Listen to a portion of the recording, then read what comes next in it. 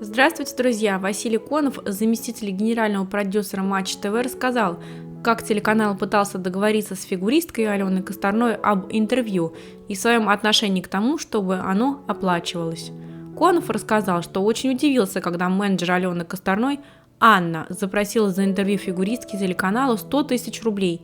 У Василия есть свой YouTube-канал, и журналист привел пример, когда две очень известные личности захотели гонорары в 250 и 500 тысяч рублей, заранее обговорив, что в интервью будет много откровенных, сенсационных, эксклюзивных тем.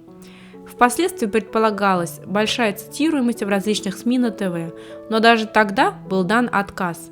Что может рассказать Алена Косторная, что входит в 100 тысяч рублей? Общие шаблонные ответы на вопросы про работу Студберидзе или реальные причины ухода из Хрустального? Или на все неудобные вопросы сразу блок? Написал Конов в своем телеграм-канале. Со слов Василия, в данной ситуации скорее Алена должна заинтересовать канал, не финансово, но никак не наоборот. У Матч ТВ нет редакционных бюджетов для раскрутки пиар-спортсменов, особенно тех, которые давно прошли свой пик карьеры. С орбиты успешных спортсменок, к большому сожалению, Алена сошла.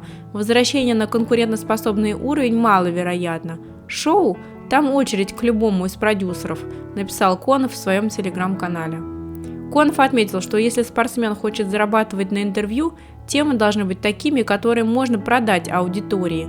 И никак иначе, если ты продаешь товар, интервью, покупатель обязан знать, что он получит.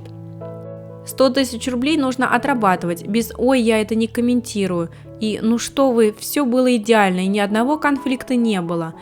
Если аргументированно объяснить, за что нужно заплатить помимо красивых глаз, то я готов это лично обсудить, и если аргументы будут серьезными, то заплатить из своих денег, написал Конов в своем телеграм-канале. Довольно интересный пост выдал Василий Конов. Я не буду размусоливать обоснованность запросов Косторной. Мое мнение в данном вопросе простое. Тебе предложили определенную цену. Не хочешь – не соглашайся, хочешь – вперед. Куда интереснее было прочесть, как работает современная журналистика на самом высоком уровне. Напомню, это все рассказал не какой-то малоизвестный блогер или никому не нужный журналист.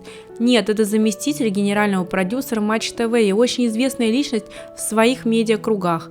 Во-первых, когда человек, занимающий столь высокий пост на главном спортивном телеканале страны, раскрывает подробности переговоров, которые инициировал сам телеканал, то со спортсменом, обсуждая его личность, это не красит в первую очередь Матч ТВ. В следующий раз любой спортсмен 10 раз подумает, прежде чем согласиться вести переговоры с телеканалом. Алена в лице своего менеджера никого не оскорбляла, просто озвучила цену.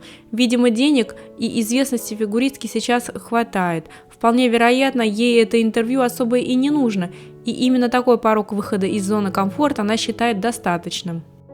Ну и во-вторых, сам подход журналиста. Алена готова говорить на острые темы, ценник подымем, а что она ответит? Все было нормально, хоть это и правда, никому не интересно.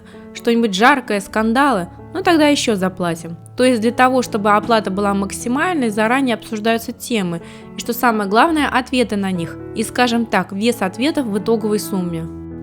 Похоже, век журналистов, когда они, не задавая неприятных вопросов, не касаясь скандальных тем, могли повести интервью таким образом, что интервьюируемый раскрывался сам и рассказывал действительно интересные вещи, проходит. Мне сразу вспоминается интервью Этери Студберидзе Первому каналу в конце прошлого года. Журналист вел интервью в доверительной форме, вопросы в лоб не задавал. Было полное ощущение того, что интервьюеру интересно говорить с собеседником, и он не хочет выворачивать все грязное белье. И как только становилось заметно, что Этери Георгиевне не нравится о чем-то говорить, он менял темы.